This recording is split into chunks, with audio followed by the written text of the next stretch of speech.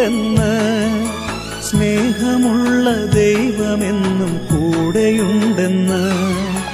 വഴിയരികിൽ പഥികനായി കാത്തുനിൽക്കും നാഥൻ.